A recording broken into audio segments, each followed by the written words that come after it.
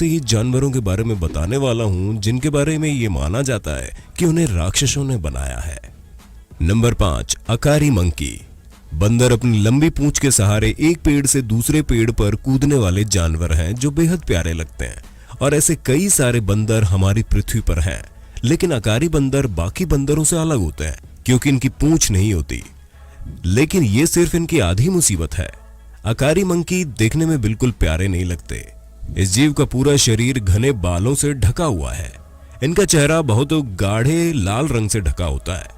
अगर ये बंदर कभी बीमार होते हैं या खतरे में होते हैं तो इनके चेहरे का लाल रंग हल्का हो जाता है, और अगर ये स्वस्थ होते हैं तो इनका चेहरा सुर्ख लाल रहता है, जिससे पता चल जाता है कि ये बंदर बीमार है या स्वस्थ है।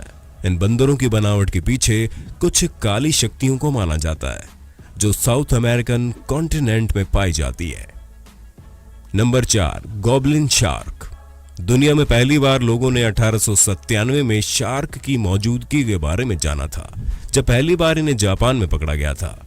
गॉब्लिन शार्क की एक यूनिक प्रजाति है जो समंदर से 200 मीटर की गहराई में पाई जाती है। इसी वजह से ये शार्क पहले कभी इंसानों के हाथ नहीं आई थी। एक बार इस शार्क को देखने के बाद आप इसे कभी नहीं भूल पाएंगे। इस शार्क का पूरा शरीर मुलायम होता है। इनके शरीर में बेहद ताकतवर मांसपेशियां होती है। इनका चेहरा, डरावना भयानक आंखें और खतरनाक जबड़ा इन्हें और भी खतरनाक बना देता है। अगर ये एक बार किसी जीव पर हमला कर दे तो उस जीव का इनके जबड़ों की पकड़ से छूट पाना बहुत मुश्किल है। Number 3, purple frog. इस मेंढक के बारे में ऐसा कहा जाता है कि जब भगवान सभी जीवों को खूबसूरती दे रहे थे तो शायद ये जीव सबसे आखिर में था, जिस वजह से ये बिल्कुल भी खूबसूरत नहीं है।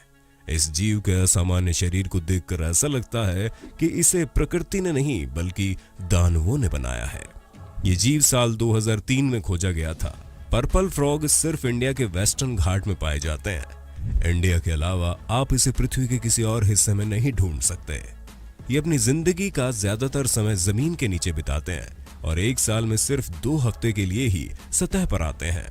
इस जीव की अलग बनावट की वजह से इसे 2018 में दुनिया के 20 सबसे अजीबोगरीब जानवर की लिस्ट में रखा गया। Number 2, soft shell turtle.